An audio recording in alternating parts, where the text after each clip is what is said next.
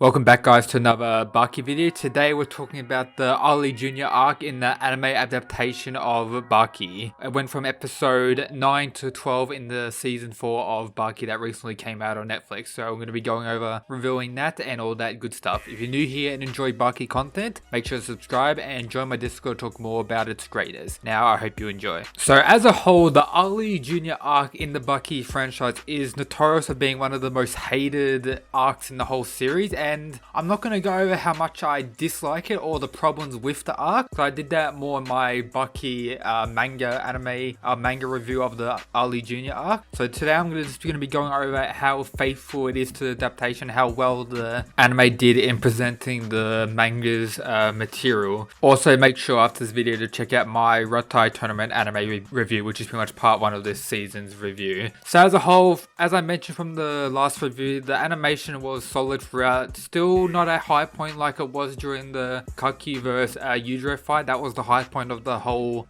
series or whole season pretty much, animation wise and probably hype wise, and that was probably the best moments in the series. The end of the arc, as we know, not many people like it. We expected Ali Jr. to come back and fight against Baki, but the animation during the short fight or short beating, you could say it was pretty good, and then Yujiro's like threatening appearance and everything around him looked pretty good throughout as well. They still had that same soundtrack that was used in the prison arc and was used in the Rotai tournament, but they did mix it up a bit during this section or this arc with some other soundtrack, which was good to see, but nothing very notable and that's extreme and enjoyable.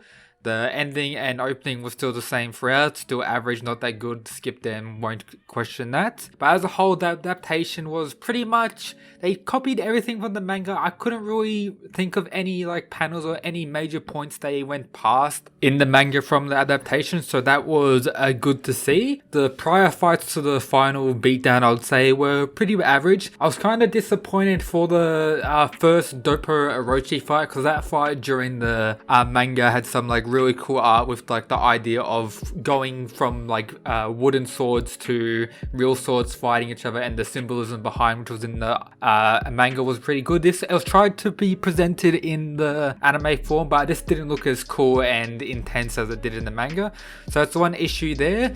But as a whole we all know this arc isn't the best. Many people dislike it, including me. I didn't really enjoy it as a whole. The anime adaptation of it didn't make me enjoy it anymore, but while saying that, it didn't make me dislike it even more. It was about the same level of disappointment / enjoyment that the manga adaptation has left me, so you can't really blame the animation studio on that part. So as a whole, solid animation, soundtrack was good, everything adaptation wise was pretty well done, and if we end up getting a season 5 for this, be hyped for that, because the material or the story stuff that happens in season 5 or what will be covered in season 5 is much superior than what it was during this Ali Jr. arc, let me tell you that, and manga readers can agree upon that as well if you are a manga reader. I'll talk quickly about the last episode about the prisoners, again going over all of them. So I haven't read that. I think it was a extra or side manga in the Baki franchise that I haven't read, so this is my first time seeing the prisoners again, and it was pretty good to see. It seemed kind of dragged out a whole episode for that. It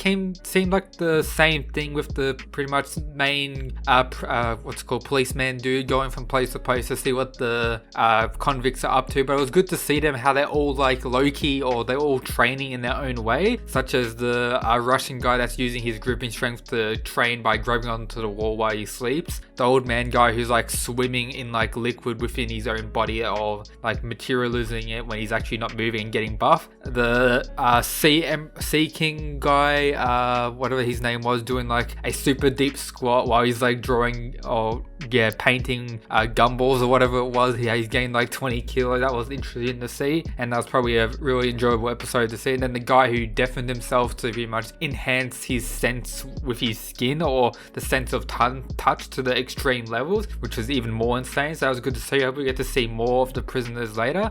I need to check out the extra stuff or the convict stuff in the manga store or the side stuff. I'm not sure where it is, but I'll get around to checking that out and may do a manga review on all that stuff, so that's interesting to see. But as a whole, the Ali Jr. arc was pretty faithful to the manga. I'll say about 80 to 90% faithful to the manga adaptation, apart from a few cool things that looked much better in the manga side of things. But as a whole, I'll probably give this arc for Baki a 6 out of 10. Not the best, but the adaptation, this is what you got in the manga. So if you read the manga before this, you know that the pretty much anime adaptation was pretty much what you got in the manga. So you can't really complain about that. It's just that this arc isn't really the best. So yep, that's it for today's video. If you enjoyed, make sure to subscribe. Stay tuned for more Baki content in the near future. And that's it, guys. Peace.